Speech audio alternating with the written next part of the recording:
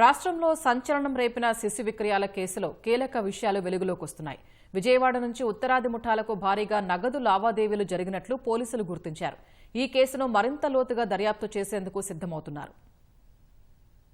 రాష్ట్ర వ్యాప్తంగా సంచలనం రేపిన శిశు విక్రయాల కేసులో పోలీసులు లోతుగా దర్యాప్తు చేస్తున్నారు. విజయవాడ నుంచి ఉత్తరాది ముఠాలకు భారీగా నగదు లావాదేవీలు జరిగినట్లు పోలీసులు గుర్తించారు.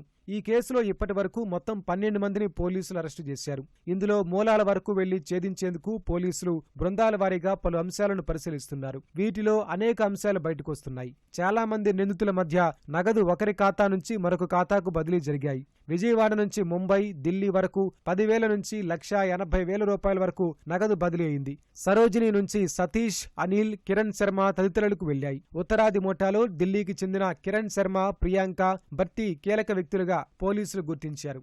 ముంబై గ్యాంగ్లో అనిల్, కవిత, నూరి, కాజల్, సతీష్ ప్రధాన సూత్రధారులు. వీరిలో ప్రియాంక, భర్తీ ఢిల్లీలో ఒకే ప్రాంతంలో ఉంటారు. ఎక్కువ లావాదేవీల్లో సతీష్ కు డబ్బులు చేరినట్లు తెలిసింది. నిందితుల మధ్యనే కాకుండా పలువురు గుర్తు తెలియని వ్యక్తుల మధ్య కూడా లావాదేవీలు జరిగాయి. ఎవరి వ్యక్తులన్నది తేలాల్సి ఉంది. పిల్లల అసలు తల్లిదండ్రులా లేక కొనుగోలు చేసిన దంపతుల అన్నది తేలాల్సి ఉంది. ఢిల్లీ, ముంబై పరిసర ప్రాంతాల్లో పోషణ కూడా కష్టంగా ఉండే కుటుంబాలను ఉత్తరాది ముఠా ఎంచుకుంటుంది. వీరి నుంచి శిశువులను తీసుకుని విజయవాడలో ఉన్న సరోజిని ముఠాకు చేరవేస్తారు. విక్రయాల ద్వారా వచ్చే సొమ్ము 2 ముఠాల మధ్య సమంగా పంపిణీ అవుతున్నట్లు నిందితుల యూపీఐ లావాదేవీల ఆధారంగా గుర్తించారు.